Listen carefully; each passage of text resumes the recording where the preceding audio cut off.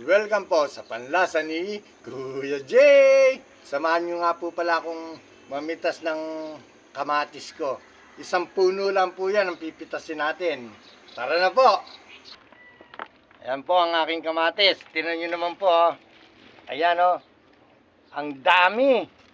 Isang puno lang po yan ha. Tapos eto pa. Ayan. O, paano po? Pitasin na po natin. Harvestin na po natin yung kamatis ni Kuya Jay. Isang puno lang po yan. Yan, press na press. Ang dami niyang mamunga, saka ang lalaki. Parang kailan lang. Pero mas marami pa po ang tanim sa kabila, dun sa ano ni Tita Sin. Mga namumulaklak na po yun. Tamo, sulit. Eto pa siya. Yan. Ayan. Eto.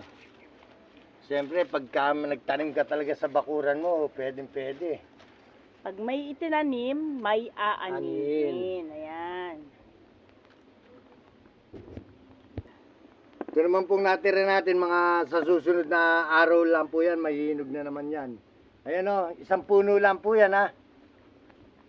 Sa mantitasin nga pala, ang dami kong...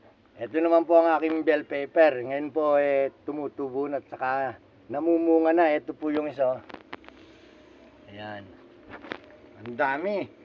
Sa bakuran lang ni Kuya Jay yan. Siyempre, ito ang sumisibol kong kamatis. Ito po, bago po itong Bago kamatis. po yan, Ayan ha. Isang puno lang din po yan. Ayan, bago Pakita lang mo, po yan.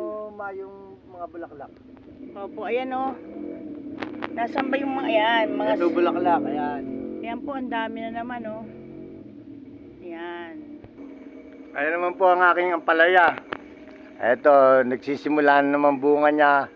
Saka ito.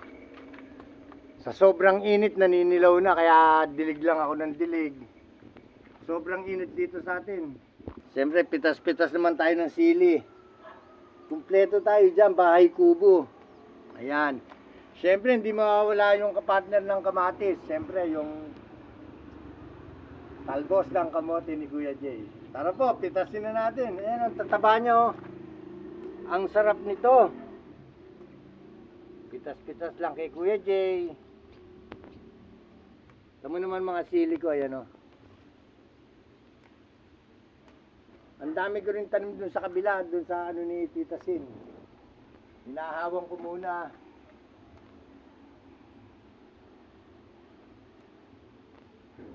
Ayan.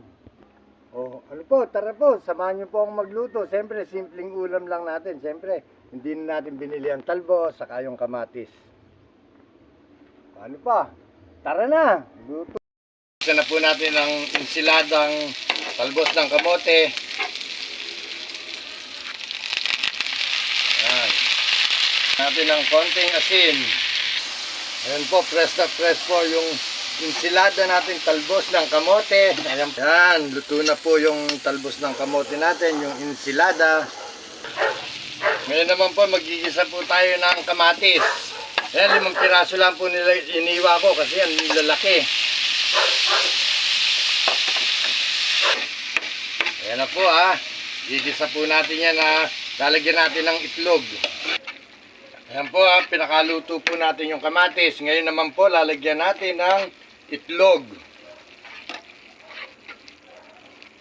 Siyempre, kanya-kanya pong sausawan na gawa yan. Ano po, maluluto na po.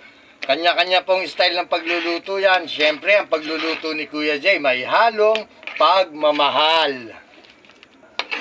Ayan po, luto na po ha. Tara na po, kain na po tayo. Ito pa po yung ibang kamatis ko.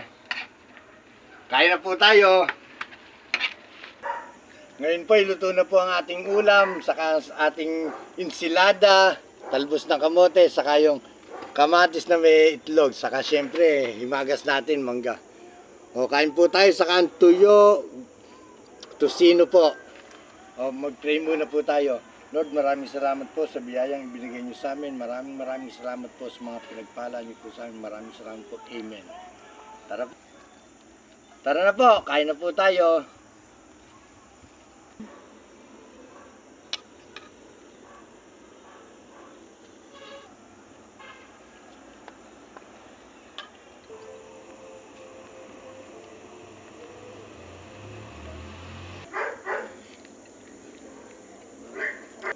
Ayan po, napakasarap po ng kain natin. Ngayon po, patapos na po tayong kumain. Lagi po kayong mag-iingat ha. Ingat po ha.